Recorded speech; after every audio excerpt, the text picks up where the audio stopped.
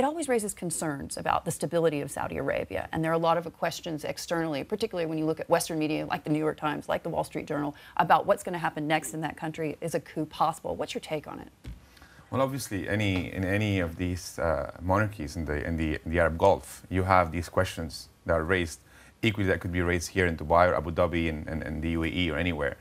And to be honest, there's no question on the stability of the country. I've been living in this country for the past 12 years, and I could tell you that it is true that we've been targeted recently by the Houthi rebels with some ballistic missiles. They've all been intercepted, thankfully.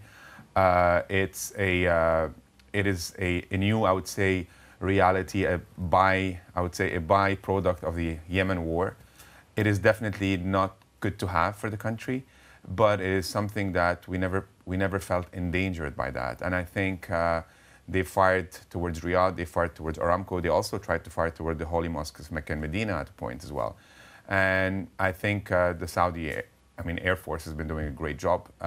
And stability-wise, from an internal politics perspective, I think the country has never been as supportive of all the initiative done. And because that, of course, is because Mohammed bin Salman, the crown prince, and the king supposedly speak as one. They speak as one voice. And in terms of the public support that he continues to receive, whether it be when he's traveling abroad in the UK, in the United States, for example, or at home, he seems more popular than ever.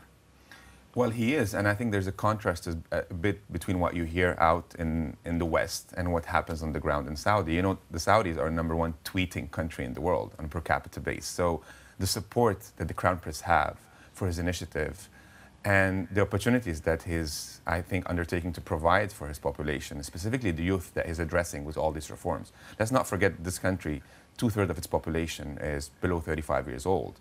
So it's a very young country, and who would you want to please in a country? Would you want to please the old establishment, or would you want to please the youth? Even if the old establishment are the ones that own the businesses and have all the money.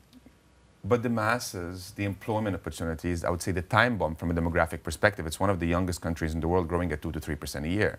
You have to think about the future, and Saudi, and he's thinking ahead, and I think you have to provide employment opportunities. These are the guys that could be unemployed. These are the guys that could go to fundamentalism and fanatism, and I think this is what he's addressing with his plan.